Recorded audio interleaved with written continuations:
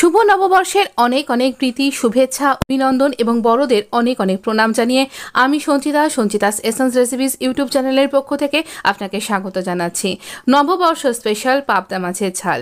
এই দিন আমরা সবাই কিন্তু একটু অন্য রকমের খাবার খেতে পছন্দ করি, অথচ এই গরমের দিনে খুব হালকা হবে, লাইট হবে, অথচ সুস্বাদু হবে। আর বেশি সময়ও লাগবে না, কারণ আমরা সবাই এখানে ব্যস্ত থাকবো বিভিন্ন কাজে আনন্দ করতে। আমরা নিয়ে নিয়েছি পাবদা মাছ, ভালো করে ধুয়ে টুয়ে নিয়েছি, কাটাছেঁড়া হয়ে গেছে। এবারে একটা টিপস দেখুন, আমরা নুন হলুদ তো মাখাবোই, সেই সাথে আমরা নুন হলুদের সাথে মাখাবো তেল। এই তেলটা হচ্ছে বড় একটা টিপস। এখানে এই নুন হলুদ আর তেল মাখিয়ে, আমি সর্ষের তেলই দিয়েছি, এই তেলটা মাখিয়ে আমরা 15 থেকে 20 মিনিট কিন্তু রেখে দেব।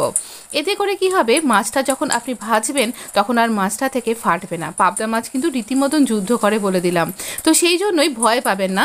এই টিপসটা যদি ফলো করেন, আপনার মাছ ফাটবেও না, আপনার গায়ে তেলও ছিটকাবে না, আপনি সুস্বাদু মাছ অনায়াসে রান্না করতে পারবেন। তো এরপরে আরও দুটো টিপস আমি আপনাকে দেব। পুরো ভিডিওর সাথে আপনি জুড়ে থাকুন আর তৈরি করতে পারবেন ভীষণ সুস্বাদু একটা মাছ। তো এই মাছের রেসিপিটা অবশ্যই ট্রাই করতে কিন্তু ভুলবেন না, আর সবাইকেই কিন্তু খাইয়ে অবশ্যই তারা দেখবেন অনেক বাবা বলবেন, ভীষণ ভালো লাগবে খেতে। আর খুবই ভালো সুস্বাদু মাছ একটা।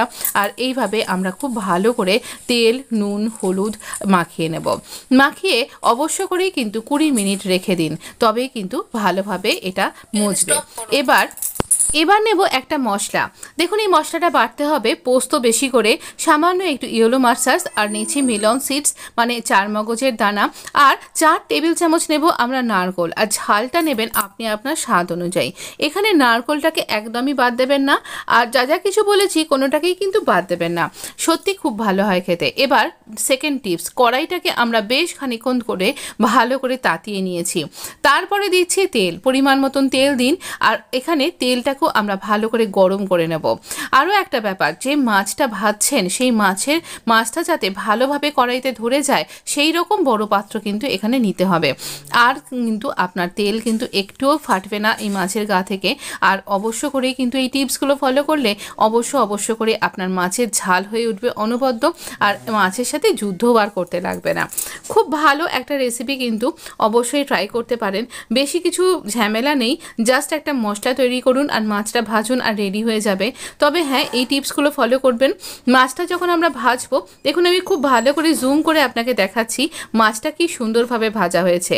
তবে এই মাছটা খুব নরম মাছ, খুব সাবধানে আপনি এরকম একটা ধারালো স্প্যাচুলা দিয়ে উল্টাবেন যেন এটা ভেঙে না যায়। আরও একটা ব্যাপার, মাছটা একটা দিক হয়ে গেলে তবেই এটাকে কিন্তু উল্টানোর চেষ্টা করবেন, নালে এটা ভেঙে যেতে পারে। আরও একটা ব্যাপার, এই মাছটা কিন্তু বেশি ভাজতে নেই, খুব কড়কড়ে করে ভাজলে কিন্তু মাছটার স্বাদটা নষ্ট হয়ে যাবে। তাই হালকা হালকা করে ভাজুন আর এটাকে তুলে রাখুন। এরপর এই যে তেলটা পড়ে রইল, এই তেলের মধ্যেই আমরা দিয়ে দেবো 5 ফোড়ন। আপনি শুধুমাত্র কালো জিরে ফোড়ন দিয়েও করতে পারেন, তবে 5 ফোড়ন দিলে এর স্বাদ হবে কিন্তু অনেক গুণ বেশি, তাই 5 ফোড়নটা অবশ্যই ব্যবহার করুন। আমি এখানে 5 ফোড়ন দিলাম 1 চামচ, আর দিচ্ছি কাঁচা লঙ্কা। দেখুন আমি তো ঝাল কম খাই, তাই জন্য আমি এখানে অল্পই লঙ্কা ব্যবহার করেছি। এই পেস্ট আমার রেডি হয়ে গেছে, আর এখানে দিয়ে দিচ্ছি আমি একটা কাঁচা লঙ্কা, অবশ্যই ফাটিয়ে দেবেন, তারপরেই আমরা এই পেস্টটা দিয়ে দেব। আর এবার দিয়ে দেব স্বাদ মতন নুন আর হলুদ। তো এইটা এবার এরকমভাবে ফুটবে।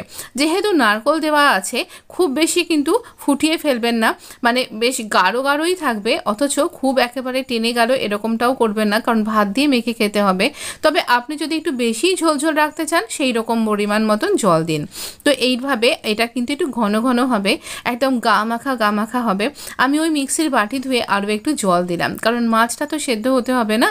তো এই মাছটা তো ভাজা হয়েই গেছে, এবার মাছগুলো আমি অ্যাড করে দিলাম। মাছটা দিয়ে এবার মাছটার সাথে একটু ফুটে নেবার পালা।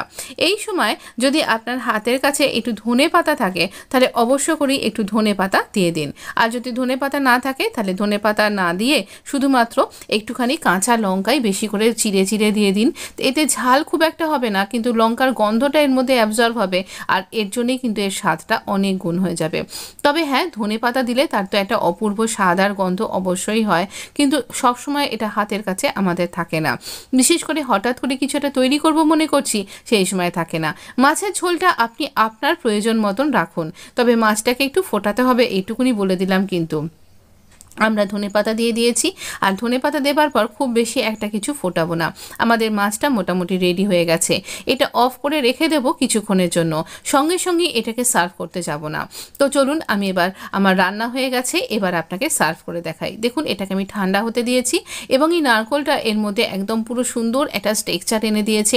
আর পোস্তর সাথে চারমগজ, তার সাথে সর্ষে সব মিলিয়ে একেবারে অপূর্ব স্বাদের একটা পাবদা মাছের তেল ঝাল, একদম অপূর্ব।